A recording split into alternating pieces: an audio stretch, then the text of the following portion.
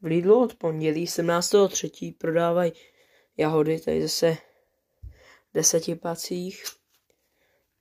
Mají tam stále plodící, jednoplodící, já mám tady 2x stále plodící a ukážu vám, co rozhodně nedělat, když víte. Ty jahody rozhodně nenechávejte dlouho v těchto květináčcích.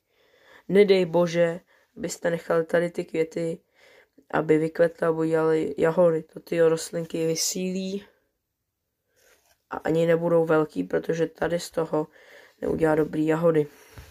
Druhá věc, co udělám, to si ukážeme rovnou, takže utrhám všechny květy. A to z toho důvodu, že i kdybych to teďka zasadil na ten záhon, tak z důvodu toho, že nemají velké listy a také, že je zima, tak i kdyby přežili, tak by byly malé, ale oni nepřežijí, protože jsou ještě mrazy.